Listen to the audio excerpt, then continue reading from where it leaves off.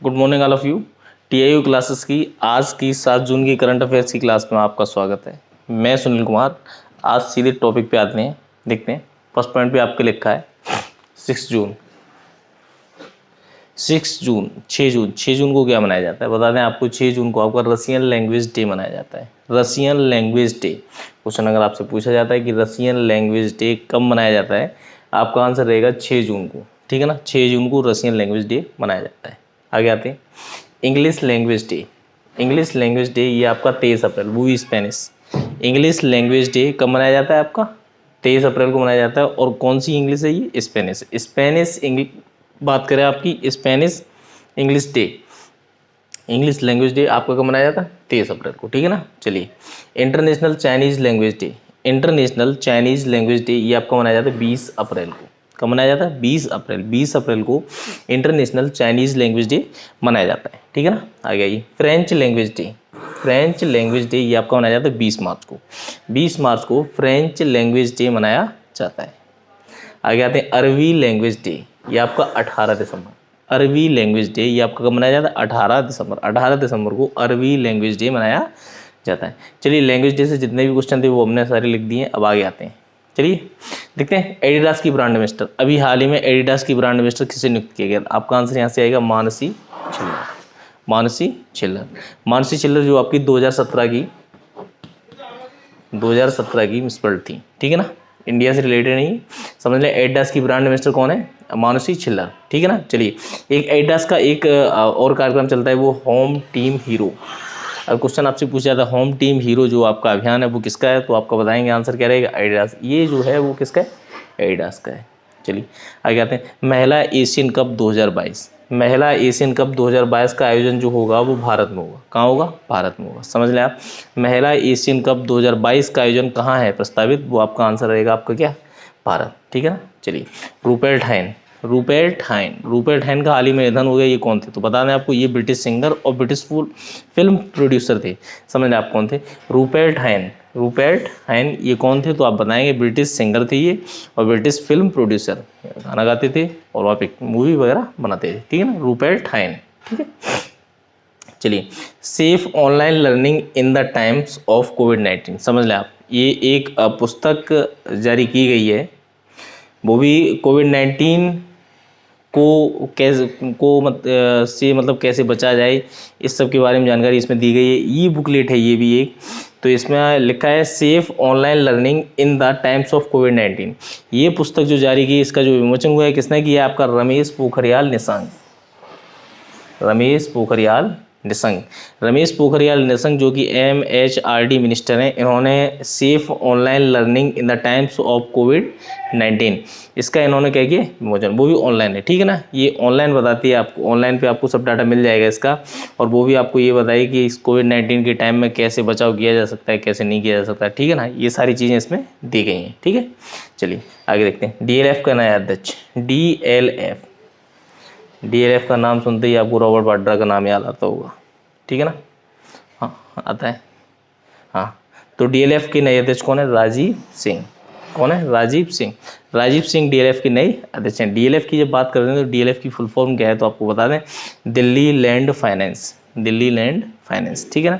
इसकी जो स्थापना हुई थी 1946 में हुई थी। कब हुई थी? 1946 में हुई थी। इसका जो हेडक्वार्टर कहाँ पे? न्यू दिल्ली में। और इसके जो CEO हैं, CEO मोहित गुजरात। समझ लें आप, DLF का नया अध्यक्ष कौन है? राजीव सिंह। और दिल्ली DLF की फुल फॉर्म क्या है? Delhi land finance. और इसकी स्थापना 1946 में हुई थी। हेडक्वार्टर कहाँ पे? न्यू दिल्ली में है। इसके जो CEO हैं मोहित गुजरात हैं। चलिए आगे देखते हैं। थैंक्स मॉम वृक्षारोपण कार्यक्रम की शुरुआत कहाँ से हुई? तो आपका आंसर यहाँ से रहेगा मध्य प्रदेश से थैंक्स मॉम पर्यावरण कार्यक्रम की वृक्षारोपण कार्यक्रम की शुरुआत हुई है। चलिए आगे देखते हैं। समर ट्रीट्स अभियान ये किस बैंक द्वारा शुरू किया गया है? तो आपका आंसर यहाँ से रहेगा HDFC बैंक द्वारा। HDFC बैंक ने समर ट्रीट्स अभियान की शुरुआत की है। HDFC बैंक की स्थापना हुई थी 1994 में। इसका जो हेडक्वार्टर है मुंबई में है। इसके जो वर्तमान में जो अध्यक्ष हैं वो कौन? आदित्य पुरी। कौन है? आदित्य पुरी। समझ लें आप। HDFC बैंक की स्थापना 1994 में हुई है। इसका हेडक्वार्टर मुंबई में है और इसके जो अभी वर्तमान में अध्यक्ष हैं कौन है? आदित्य पुरी। ठीक है ना। चलिए, केंद्रीय मंत्रिमंडल और भूटान।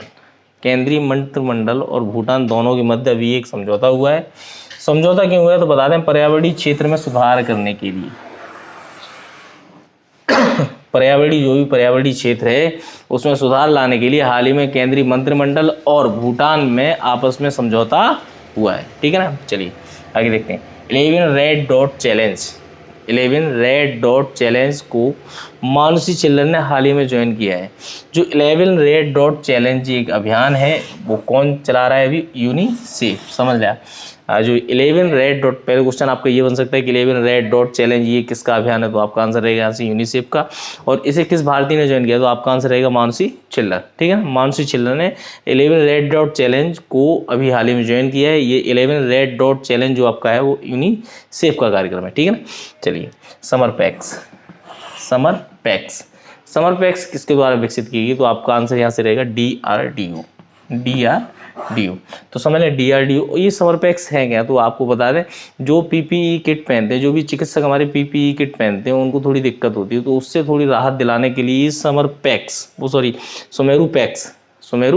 पैक्स इसको उन्होंने DRDO ने विकसित किया है। सुमेरु है ये। ठीक है, सुमेरु पैक्स। चलिए आगे देखिए। बाघों की सर्वाधिक मृत्यु अभी हाल ही में कहाँ हुई है? ये हुई है MP में। कहाँ हुई? मध्य प्रदेश में।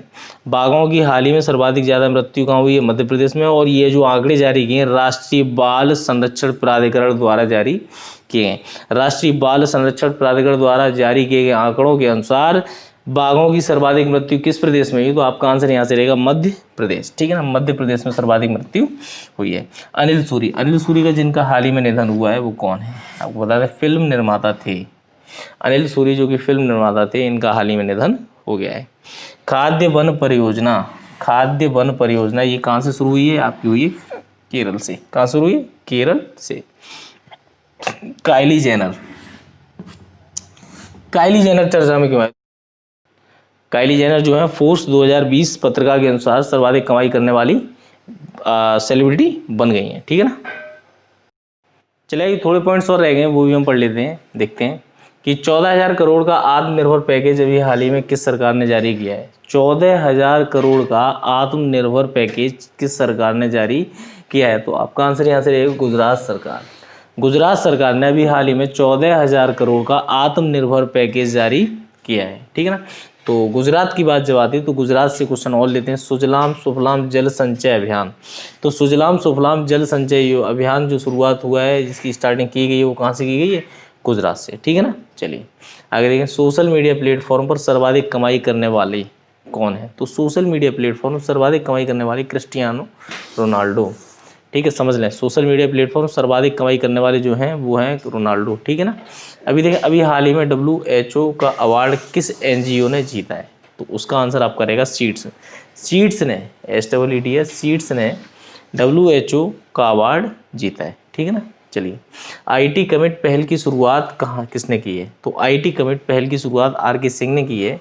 RK सिंह जो कि आपके ऊर्जा मंत्री हैं। ठीक है ना। RK सिंह कौन है? ऊर्जा मंत्री। IT कमिट पहल की शुरुआत की इन्होंने। ठीक है। चलिए, तो कैसी लगी आपको करंट अफेयर्स? ठीक है ना। हमारे साथ लगातार आप बने रहिए। आपको डेली के डेली अपडेट कर दिया जाएगा। जो भी क्वेश्चंस रहेंगे हम आपको वादा करते हैं आपसे कि जितने भी क्वेश्चंस हैं हमारी परीक्षा में बाहर नहीं जाने वाले। ठीक है ना। तो लाइक करते रहें, शेयर करते रहें, सब्सक्राइब भी करते रहें चैनल को। टीम TI की तरफ से आपको बहुत बहुत धन्यवाद।